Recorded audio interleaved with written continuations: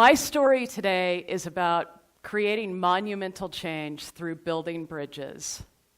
And monumental change can occur when you set expectations not on what's happened or is happening, but what could happen in the future to build bridges. I want you to meet my friend Lucas. Lucas was Michael Vick's champion, a dog-fighting veteran. The scars on Lucas's face tell a story of horror and abuse and violence. If any creature had cause to retreat or lash out or lose hope, it was Lucas. But this remarkable dog, once rescued, not only embraced life, but ended up trusting the very species who had hurt him so badly. My calling in life is to end the killing of healthy adoptable pets, dogs and cats, in America's shelters, where 4 million die every single year. That's 4 million. I also happen to believe that every animal life has intrinsic value. And this fits perfectly with the mission of the organization that I work for, Best Friends Animal Society, which is at the forefront of the no-kill movement. In America's shelters, a disproportionate number of animals that are dying are pit bull type dogs that look just like Lucas. Why is this happening? This is happening largely due to media hype and sensationalism that paints these dogs as aggressive and difficult, and it associates them with gangs and violence and dogfighting. This has led to many cities around the country enacting what are called breed bans. And breed bans won't even allow you to own a dog that looks like a pit bull. In 2007, it was these same ideals that every animal has intrinsic value that led us to believe that we could rescue the dogs seized from Michael Vick's fighting operation. We knew that we could transform these dogs and demonstrate what a great breed pit bulls are. And we knew that we could use the inspiring story to change the perception around the country. And many of you in the audience today are probably thinking, well, I think that about pit bulls. Well, I hope I can take this chance to expose you to a different point of view.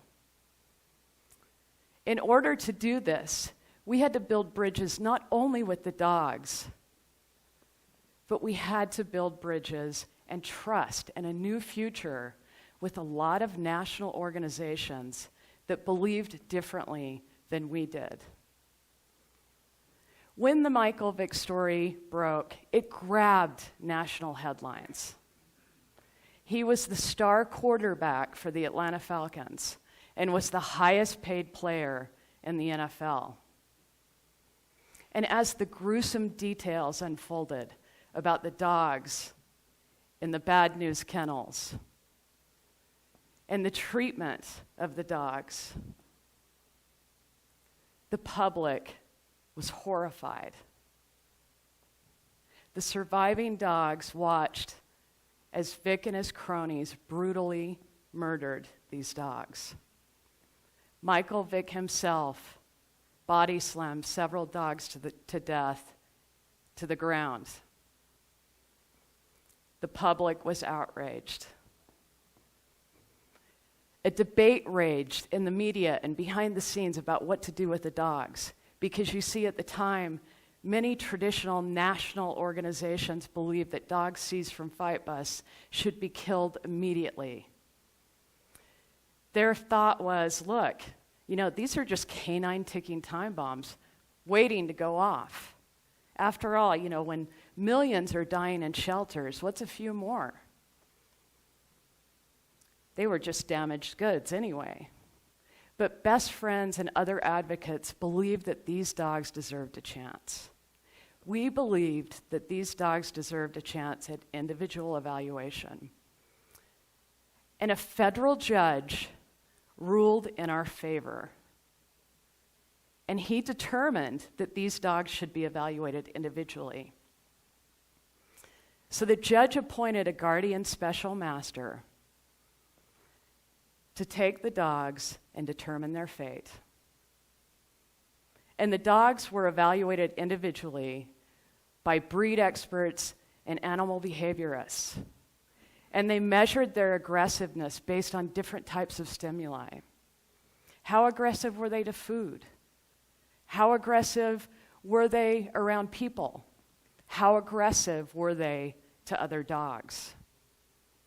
It turns out that only one dog of all the dogs was deemed too aggressive and was euthanized. 25 of the dogs, the most adoptable ones, went to rescue groups around the country where they found awesome homes. And 22 of the most challenging Vic dogs, the worst of the worst according to the prevailing myth, came to Best Friends Animal Sanctuary. So they went from the hellhole of Michael Vick's Bad News Kennels to this beautiful sanctuary in southern Utah. When the dogs arrived, they were badly physically damaged. Many of them had scars all over their body and their faces. Most of the dogs had a condition called babesia, which can't be treated, which can't be cured, only treated. This is transmitted through dogfighting, through open wounds. A lot of the females' teeth had been pulled so that then when they were forcibly bred with the males, they wouldn't harm them. But we knew that their scars were more than skin deep. And the real question was, can we get through to these dogs? Is it possible? There was a lot on the line. Our credibility and our conviction that we could redeem these dogs and rehabilitate them was really at risk. After all, we were the only organization that was willing to take the 22 most challenging dogs. At Best Friends, we set up a systematic routine of evaluating these dogs, a routine that our caregivers could track on a daily basis. And many of the dogs were completely shut down when they arrived, totally fearful of people. But through patient, repetitive training, through kindness and rewards, these dogs began to trust our caregivers. And as their confidence grew, we began to expose them to different situations. Over the next several months, these dogs, which we renamed the Vicktory dogs, began to improve dramatically. They were responding to kindness. These Vicktory dogs were showing the world that pit bulls, if you treat them with kindness, will reward you with love and affection. What was happening with most of these dogs was nothing short of a miracle. We wanted to take this story and our proof of principles and share it with the world and really open it up to the media and public all over the world. Remarkably, these dogs became stars. They were the front page of the Sunday New York Times. Pretty cool, huh? They were also featured in many episodes of National Geographic's Dogtown. Dogtown was also a series that focused on Best Friends Animal Society. One of the dogs, Georgia, became her own individual star. And Georgia made it on Larry King Live, Good Morning America, and the Ellen DeGeneres Show.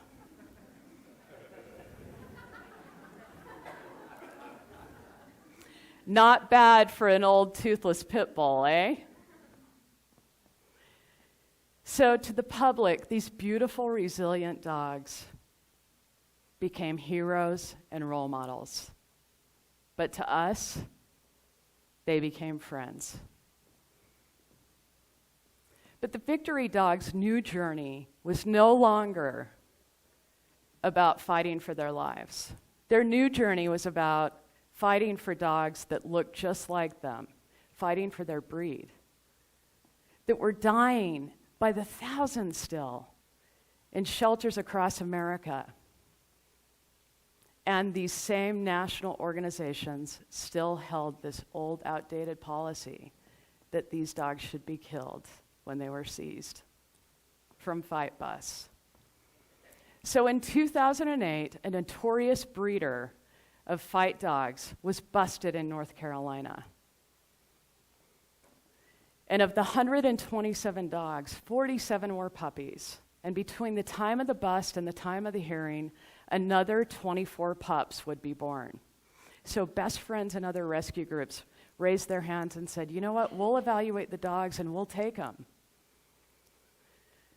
But during the hearing, the same group that was responsible for orchestrating the bust of this breeder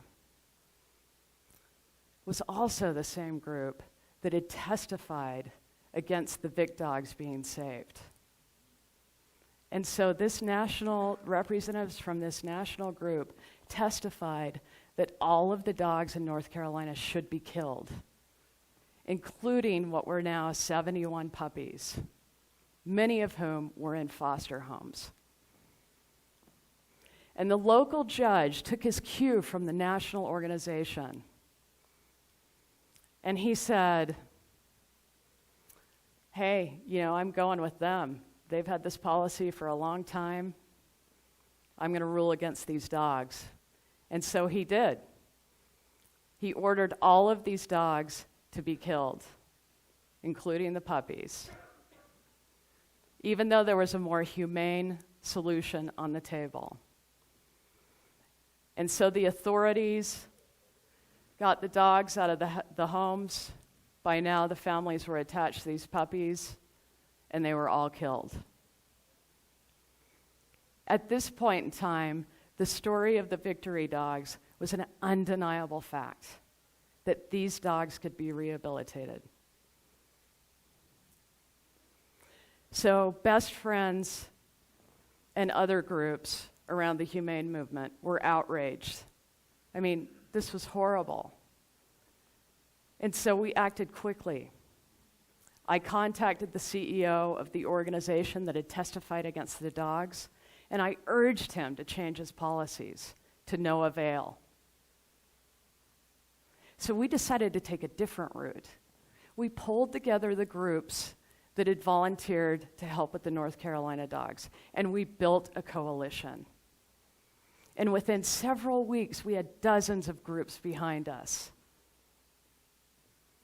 And through strength in numbers, we were able to convince this organization to organize a meeting in Las Vegas of national leaders from the animal welfare movement. And when we arrived in Las Vegas, the table might as well have been 300 feet long. Tensions were high. It was the establishment versus the anti-establishment. But Best Friends went into this meeting along with the other groups, and we knew that we had to really build bridges. And the interesting thing was that the Vicktory dogs, we had built a bridge with the dogs. And now the Vicktory dogs were helping us build a bridge with these national organizations. we decided to set aside our preconceived notions about these groups. And we decided to really look past that and focus on our current here and now and work toward building a future together. We knew that if we went in with the same attitudes we'd had for years, because look, we were on different sides of a lot of issues, that it would fail. So we went in with optimism. And before the meeting, we had 3 goals. 3 goals that we wanted to adhere to. The first one was, we wanted to create a safe environment. We knew that we had to keep these discussions confidential. We did not want to back these groups into a corner, and we didn't want to prove anybody wrong. The second thing we wanted to do is we wanted to listen to everyone's points of view. Why did they have this policy? I mean, why were they hanging on to this long-standing policy? What did it mean? And we know that sometimes change is hard.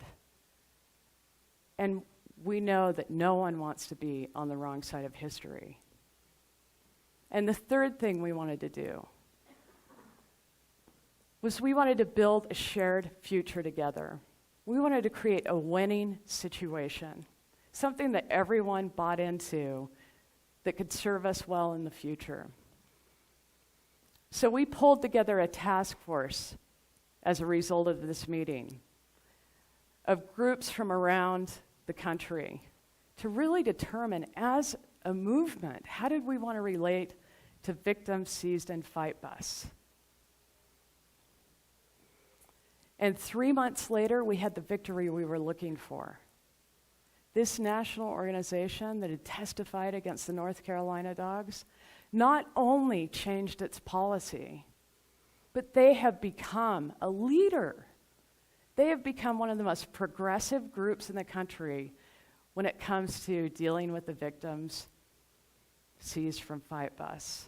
They are now individually evaluating them. So the Vicktory dogs, who were almost killed due to an outdated policy, were the real heroes in this story. So where are these heroes today?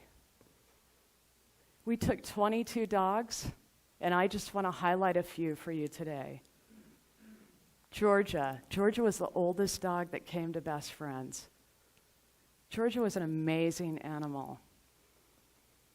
She was confident, but didn't really care too much for people.